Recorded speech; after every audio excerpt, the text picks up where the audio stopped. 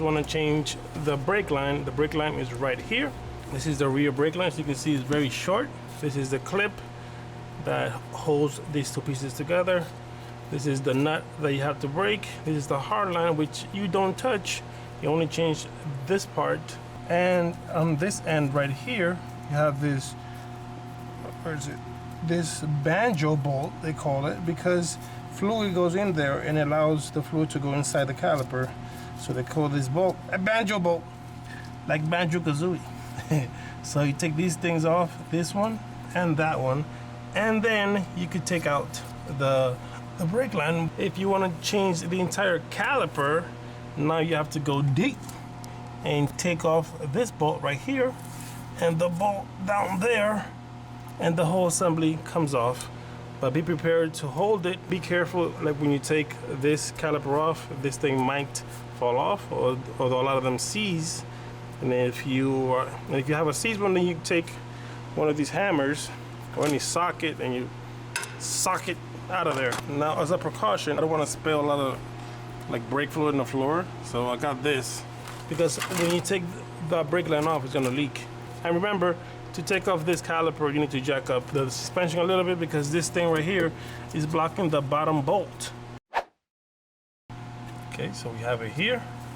So I'm gonna try to break it loose. Oh. One eternity later.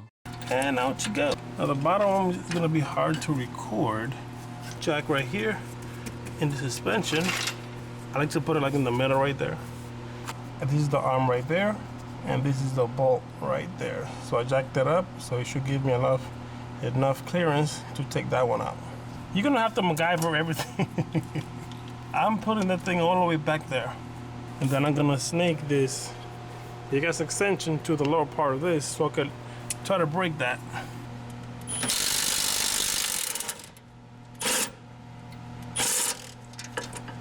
This thing is like seized on there. So now that you have the caliper off, now you take this thing off, which should come out just like that. This is a new caliper. I already sprayed it with a brake clean, a shop towel, and I cleaned it off. It's pretty cool. They give you the instruction, rear passenger side. So it's one washer before, one washer after. They tighten it.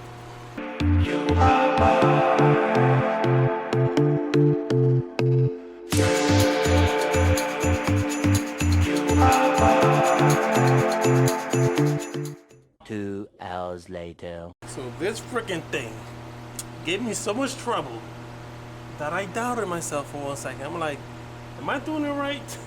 This thing was like seized on there. Goodness gracious. What is wrong with you? So the little nubbin, like I said, is for that.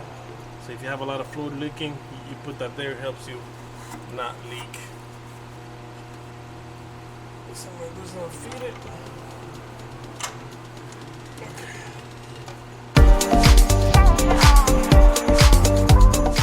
Put the clip back in. Clips are in. If you don't know how they go, the best advice is to go back to the old one and see how they're seated. So you guys can see these two brake pads have, one has a little thing right here. This is the wear indicator. So if you wear it up to here, it's going to start squeaking. So it gives you a little heads up that your brakes needs to be changed. The one with the indicator goes in the inside. The one without the indicator goes in the outside. Okay, so now the process is just reverse whatever you did.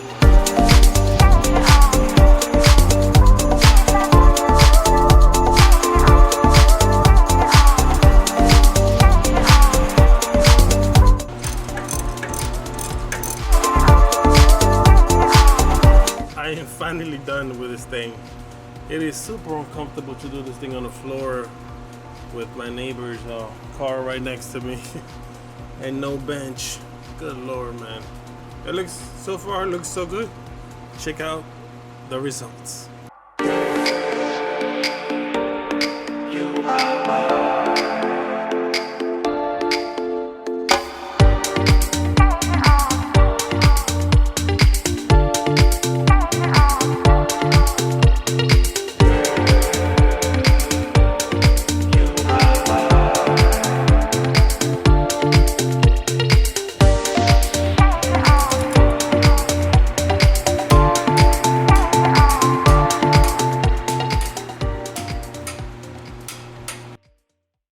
Day 2.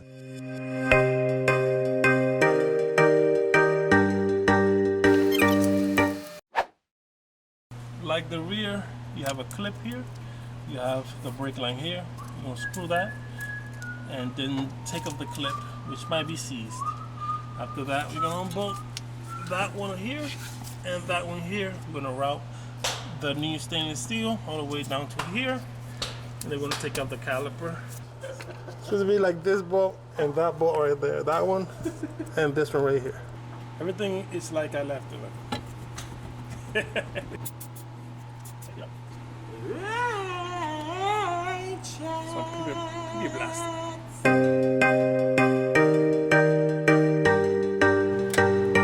It was at this moment he knew.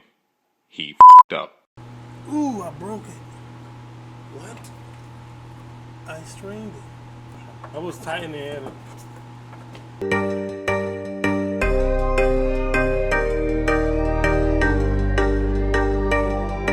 Oh my goodness, it's seeds. Do you see it? Seeds.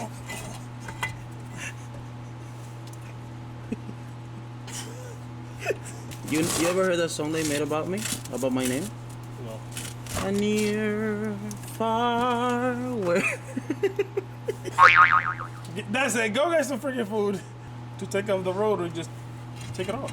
Sometimes it's seized. You have to hit it with a hammer. Sometimes it's no. But this one, for some reason, is not seized. We are gonna put some anti-seize on the back of the plate right here so it doesn't seize. Okay, there you go. There you go. So that's what the clip looks like. It's really dirty. But yeah, that's what it looks like. Okay, so we got that brake line out. I'm gonna clean that stuff out. We have this part right here. It's leaking a little bit. Leave that right there. And then we're gonna continue. This is the other bolt, and it's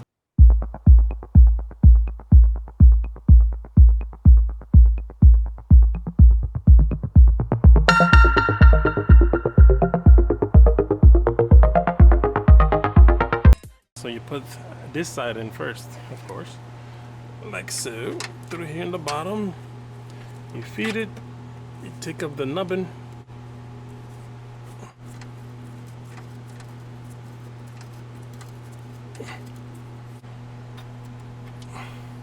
You do just slide it back in place. And the whole purpose of this is so it doesn't move just like that. If it doesn't move, then you did it right.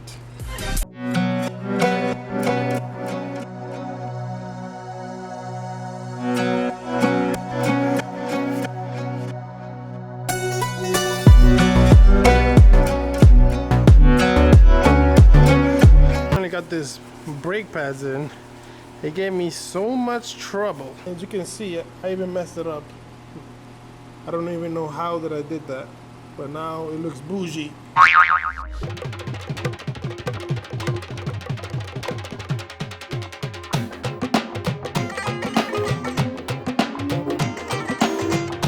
You just put it back. That's it. This is how you replace a new rotor, and then you just reverse everything. You put the caliper back on with the 2 bolts, torque it down, and there you go. Put the wheel back on, and on your merry way you'll be.